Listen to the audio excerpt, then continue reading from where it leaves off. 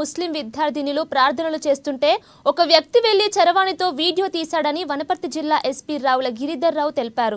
స్కూల్లో ప్రార్థనలు చేసేందుకు ఎవరు పర్మిషన్ ఇచ్చారని ఆ వ్యక్తి ప్రశ్నించినట్టు ఆ వీడియోలో ఉందన్నారు. ఇక ఆ వీడియో వాట్సాప్ సోషల్ మీడియాలో పెద్ద ఎత్తున వైరల్ అయిందని, ఇలాంటి వీడియోలు కుల మతాల విభేదాలకు దారి తీస్తుందని చెప్పుకొచ్చారు. ఎవరైనా ఇలాంటి వీడియోలు పంపిస్తే వారిపై కఠిన చర్యలు తీసుకుంటామని ఎస్పీ హెచ్చరించారు.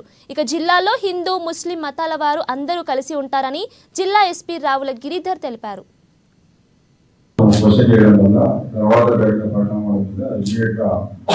పోలీసు శాఖ వనపర్తి టౌన్లో ఒక కేసు నమోదు చేయడం జరిగింది. నమోదు చేసి ఇమీడియట్ గా ఎవరైతే ఆ వీడియో తీసారో వీడియో సేవం చేయడం జరిగింది. తదనంతర చట్టపరమైన చర్యలు అన్ని చేపట్టడం జరిగింది.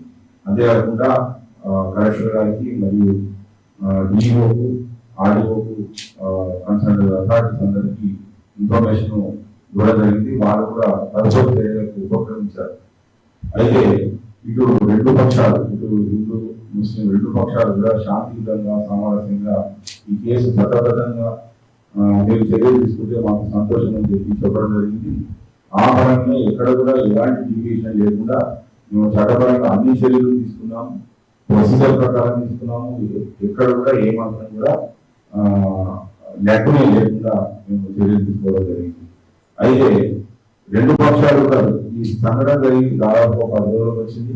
రెండు పక్షాలు కూడా సామరస్యంగానే ఉన్నాయి. ఇక్కడ లోకల్ ఎటువంటి ఇన్సిడెంట్ లేదు, ఎటువంటి కామెంట్ లేదు, ఎటువంటి వివాదం లేదు. మళ్ళీ అందరూ సర్వసాధారణమైన అభివృద్ధిదాయకమైన జీవితానికి పడిపోయారు.